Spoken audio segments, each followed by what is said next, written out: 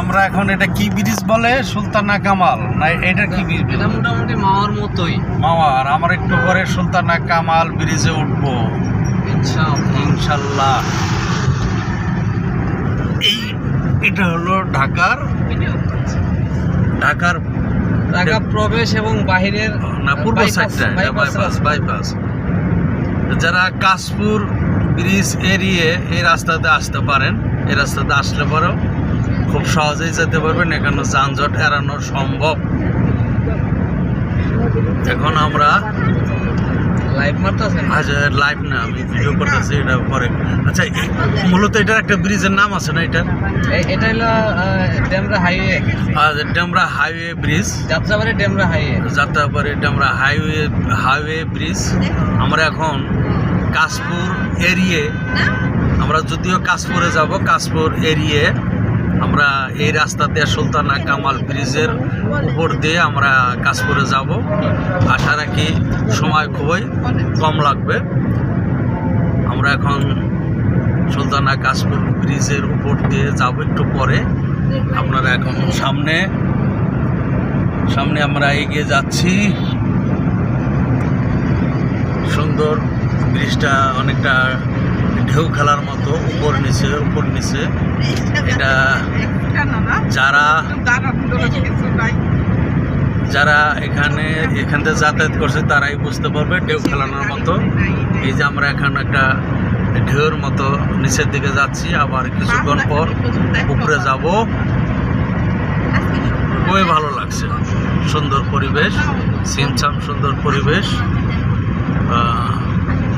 ব্রিজের পাশে আবাসিক এলাকা, ভিন্ন ভিন্ন রাস্তা ওই যে সামনে।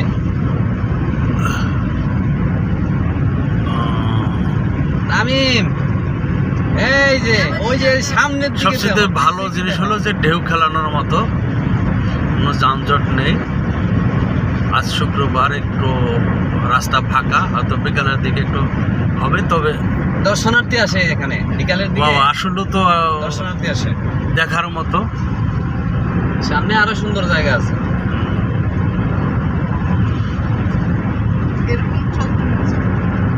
সাথে আমার ভাইরা গাড়ি চালাচ্ছে। এই আমার হলো ছোট বাপ, বিশিষ্ট ব্যবসায়ী তামিম ইকবাল। ও জানলা দিয়ে লুকিং করছে, সাথে ওনার নানু আছেন।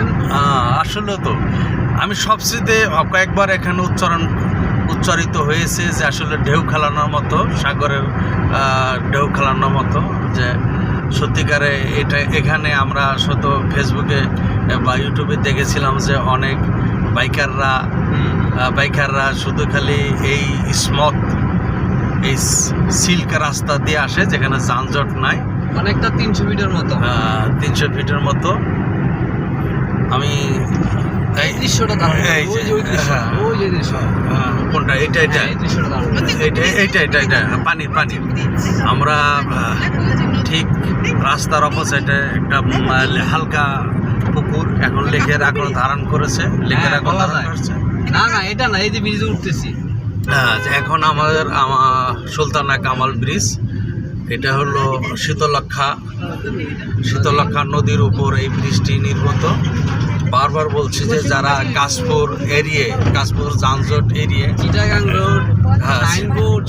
ইচ্ছা করলে আপনারা যারা প্রাইভেট কার নিয়ে যাবেন, হুন্ডা নিয়ে যাবেন, ইচ্ছা করলে আপনারা এই রাস্তাটাকে ব্যবহার করতে পারেন। এবং আশা রাখি এখানে যানজট নেই। এই যে আপনারা দেখতেছেন শাহ সিমেন্ট ফ্যাক্টরি এখানেই আছে।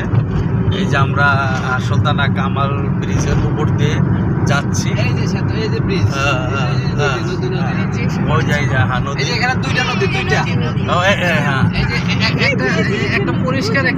এখানে নদীর দুটা মোহনা, দুদিকে দুইটা নদী গিয়েছে।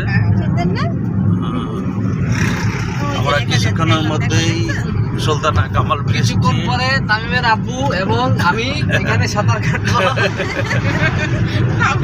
দর্শকরা আপনারা কিছু মনে করবেন না, আমরা একটা ফানি ভিডিও করছি। এটা কোনো এডিটিং করব না, যা আছে তাই আপনাদেরকে প্রেজেন্ট করব।